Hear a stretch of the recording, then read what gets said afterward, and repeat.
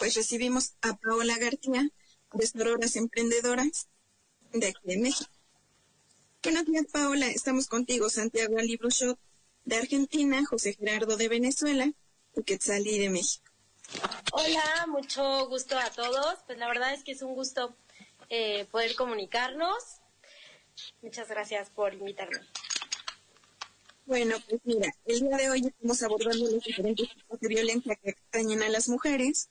Justo acabamos de hablar de las instituciones extrajudiciales con motivos políticos hacia las mujeres, de la violencia económica, la violencia del sistema de cuidados, la violencia vicaria, la violencia política, los feminicidios, etcétera. Entonces, queríamos platicar un poco sobre cómo es que ustedes inciden en el movimiento feminista y qué es lo que están desarrollando, cuáles son las demandas. Ok, bueno, pues especialmente en México, que es donde nos encontramos, creo que coincidimos muchísimo con los países en donde nos están escuchando. Porque, pues bueno, como ustedes dicen, ya hablaron de diversas violencias, todo parte de una misma rama, ¿no? Suelen partir las violencias desde la económica y esa nos lleva a todas las demás.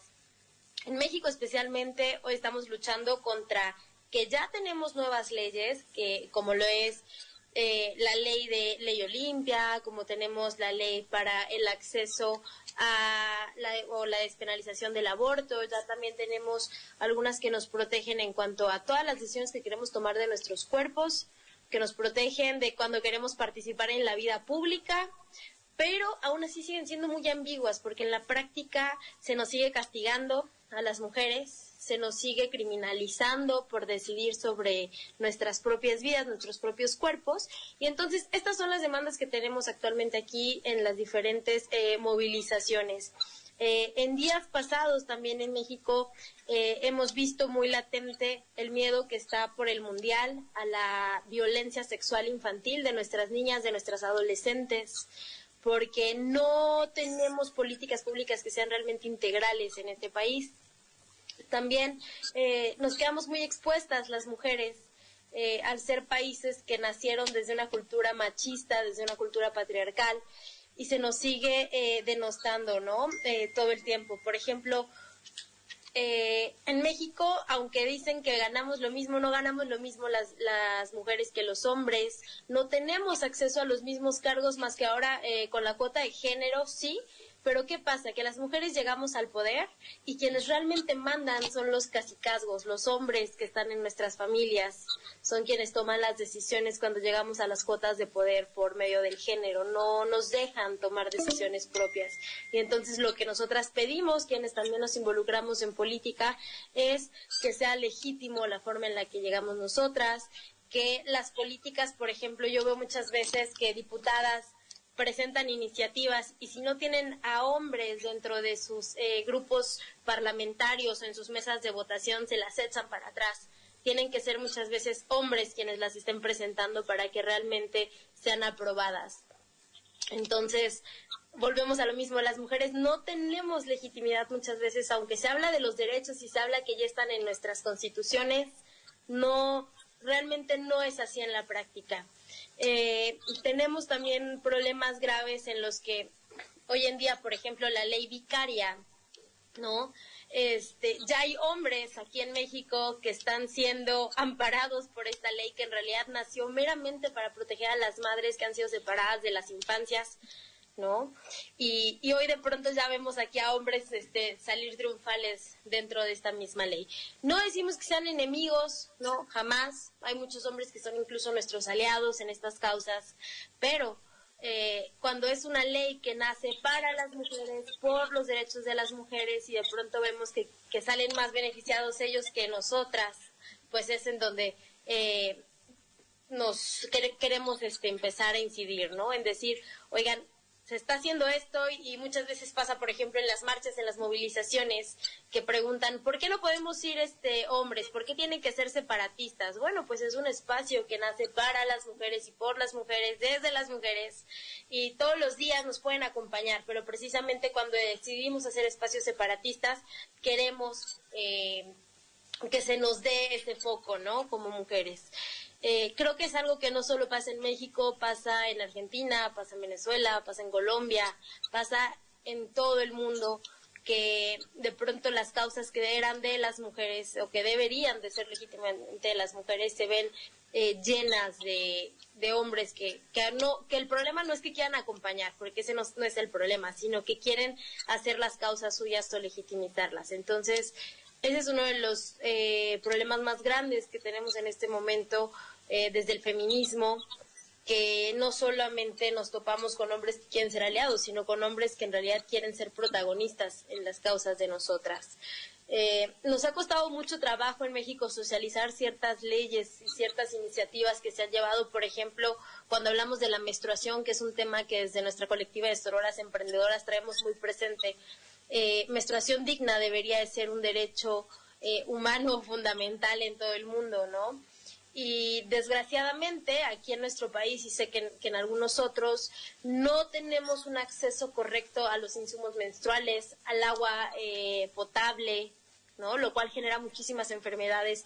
Tenemos hoy en pleno 2026 a niñas, a adolescentes, a mujeres en edad menstruante, que son la mayoría en nuestro país, sin un acceso pleno a una toalla, a un tampón, a una copa. Hablar del tema sigue siendo echarle salecita a la herida, porque sigue siendo un tema que tratamos con muchas pincitas, la menstruación, y no nos damos cuenta que al tener poca o nula información sobre qué es menstruar dignamente, estamos pues violentando a nuestras infancias, a nuestras adolescencias, porque sigue siendo un tema de mucho bullying en las escuelas, en la sociedad. Hace algunos años yo recordaba que para ir a comprar toallas tenías que llegar con un periódico o una bolsa de estraza. Hoy lo seguimos haciendo, no como tal con esa bolsa de estraza, pero sí, ¿qué pasa cuando llegas a las niñas a la escuela a pedir una toalla? Casi les dicen, no se dice la palabra menstruación, no se dice la palabra toallas íntimas. Y creo que hoy es una de las batallas más grandes que tenemos desde el feminismo en México, el poder tener una educación menstrual para nuestras mujeres, nuestras niñas y nuestras adolescentes integral, el que también podamos tener accesos. En México se aprobó hace 4 años una ley en la que se decía que ya no iba a haber impuesto a los insumos menstruales. Y pues, ¿qué pasó? Que nuestras grandes franquicias, las grandes empresas dijeron, perfecto, ya no hay impuesto, pero ¿qué creen? Subimos el precio. Y al menos aquí en México menstruar es muy caro. Estamos hablando de que en pesos mexicanos un paquete te cuesta 40, 50 pesos, ¿no? Con 6, 8 toallas. Entonces, eso impacta en la economía de nuestras niñas, de nuestras familias mexicanas. Aquí tenemos comunidades que dentro de la ciudad tenemos poco acceso al agua potable, entonces de por sí el baño es difícil diariamente, el bañarse, pues cuando están menstruando es mucho más difícil, y entonces nosotras sabemos que generas ciertas incomodidades físicas y las niñas están faltando a la escuela. UNICEF registra que al menos el 40% de nuestras infancias y adolescencias en edad menstruante faltan a la escuela durante su periodo menstrual, y si de por sí en México tenemos un rezago educativo que sí se permea mucho y se ve mucho más fuerte dentro de las mujeres que dentro de los varones, pues ahora imagínense si le sumamos que las niñas están faltando a la escuela durante este periodo, pues la calidad educativa aún baja mucho más por causas menstruales. Y aunque ya empezamos a tener aquí en nuestro país la legislación, así como en otros países hermanos, en el que ya tienes licencia menstrual, así como antes era la licencia por maternidad, pues estas todavía no son 100% integrales, ¿no? No en todos los trabajos te van a dejar faltar por estar menstruando, no en todas las escuelas te van a decir que no vas a reprobar, en todas las universidades por estar menstruando. Entonces, esta es una de las luchas más vigentes, el tener una menstruación digna, pudiendo acceder a insumos menstruales de forma gratuita o de forma universal, también poder tener mejores servicios de salud y de educación en este tema de la menstruación, que es algo con lo que México hoy está batallando muchísimo, y son una de las causas que más se están votando ahorita en los plenos de nuestras ciudades, el tener acceso universal e integral a la menstruación digna. Paola, ¿podrías ampliarnos un poco de información hablando un poco del impuesto rojo? ¿Del qué? Impuesto rojo. Sí. Bueno, este impuesto se supone que se pagaba cierto porcentaje sobre los productos menstruales, como son las toallas, los tampones, las copas, los discos, los calzones menstruales. Y lo que hizo el gobierno es subrogarlo, absorberlo, ¿no? Por así decirlo, lo eliminaron y se absorbe, supuestamente ellos lo están prorrateando. Pero volvemos a esto, ¿qué no nos dijeron en esa ley? Y es por lo que nos faltan políticas públicas que sí sean integrales de verdad, que la ley no prohíbe que subieran los costos, que la ley no dice, oigan, necesitamos regular el que todas las marcas homologuen, por ejemplo, o el que, ¿no? Sino que, pues, ¿qué pasó? Que realmente si nos costaban antes 50 pesos, siguen costando 50 pesos. Solo ahora ya no tenemos el 16% del IVA que es aquí en México de impuestos, sino que ya todo es para la empresa, ¿no? Entonces, por eso es que no vimos aquí alguna diferencia en ese tema. Está bien, Paola, soy Santiago Alibruyud. Pero el tema es no solamente criticar al gobierno por eso, sino sancionar a las empresas que se aprovechan de esas circunstancias. Me parece muy bien que hayas hablado de un tema que por ahí no se habla mucho porque queda mal o es incorrecto. Yo te preguntaría, ¿hay educación sexual en las escuelas primarias, secundarias, en general? ¿Y hay también educación sobre ese tema? Porque si ni se puede hablar, medio complicado. Efectivamente, lo que aquí nos falta es la educación sexual en las escuelas, especialmente, y de menstruación. Aquí lo que pasa mucho es que cuando llega la hora de hablar de menstruación, separan a los varones de las niñas, que es más o menos en quinto de primaria, cuando tienen 9, 10 años. ¿Y qué pasa? Que al no hablarlo entre varones y niñas al mismo tiempo, pues causas un morbo y causas una falta de información, porque los varones no se enteran de qué es menstruar, ¿no? Yo he tenido compañeros de trabajo que ya siendo licenciados, maestros, algunos encargos públicos relevantes, y nunca habían hablado de menstruación, ni siquiera tienen idea de cuánto dura, de qué es realmente este proceso de las mujeres. Y es eso, la falta del acceso a la educación en cuanto a la salud menstrual y a la salud sexual, que es lo mismo, ¿no? Aquí en México se separa mucho hombres de varones cuando se habla del tema. Sigue siendo un tabú en este momento, ¿no? En pleno 2026. ¿Quetzali o José?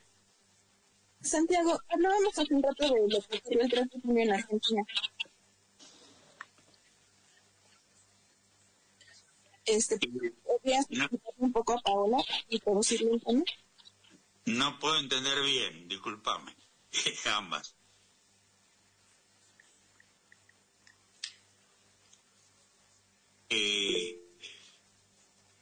Paola, ¿qué otro aspecto relevante, aparte de lo que ya señalaste, te parece que habría que ahondar? A mí me parece que un tema central es el tema de, para que haya igualdad, es el tema de los cuidados, de hijos, de padres, de hermanos, que generalmente eso lo toma la mujer como si fuera natural. Porque yo veo acá en Argentina, conmigo mismo también, que uno colabora con el cuidado de los hijos o a veces casi hace la mitad. Pero no pasa lo mismo con la madre, el abuelo y demás. Eso siempre se ocupan las mujeres, o el 99% se ocupan las mujeres. Allá en México pasa algo similar. Sí, totalmente, y es algo muy importante. Justo aquí ya tenemos la ley sobre los cuidados, que nos está costando mucho trabajo socializarla, porque precisamente las mujeres son quienes en la mayoría nos encargamos de la casa de los abuelos y de los pequeños. Y, por ejemplo, aquí ya hoy estamos empezando a tener leyes que te dicen que ya pueden tener licencia por paternidad, los padres también, así como la de maternidad cuando nacen los pequeños. Ya también existen leyes que nos están empezando a proteger en cuanto a, por ejemplo, en caso de un divorcio, que las madres y los padres tengan misma obligación en los cuidados. Porque ¿qué pasaba? Que yo doy el dinero y tú sigues con los cuidados, sí, pero muchas veces las madres son quienes trabajan, pero además cuidan. Entonces, no se ha logrado que tampoco sea 100% integral, pero creo que ya vamos avanzando un poco más en las obligaciones, que ya es un poquito más equitativo con estas. Porque uno, si la parte del embarazo el varón no puede suplantarlo, Claro. el amamantamiento tampoco. Pero después de todo eso, sí pueden hacer las dos cosas iguales y al mismo tiempo. Porque incluso hoy casi todas las mujeres trabajan, no es que se quedan en la casa. Claro. No, y incluso desde que la lactancia, los varones también ya pueden apoyar. ¿Por qué? Porque hoy existen métodos en los que extraes la leche, el varón puede alimentar al bebé en casa, ¿no? Y tomar esa licencia de paternidad. Hoy se está buscando alentar eso en México, el que ya sean los varones quienes estén tomando estas licencias de paternidad. Todavía socialmente no es muy aceptado, esa es una realidad. Seguimos viendo casos muy graves aquí en Puebla. Yo estoy en Puebla y justo hace unas semanas veíamos un caso muy grave en el que un bebé se cae de un balcón y pierde la vida, y a quien hoy meten a la cárcel es a la mamá por descuido.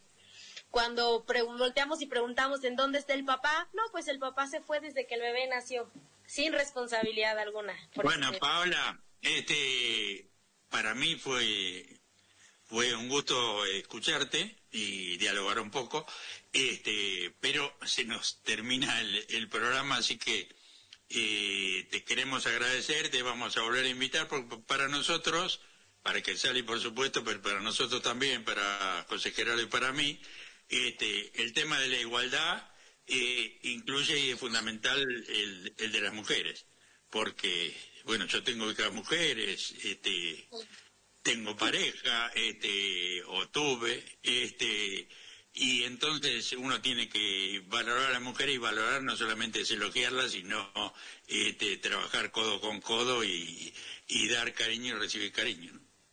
Claro, pues muchísimas gracias, yo encantada, y bueno, ojalá pronto vamos a hablar de más temas.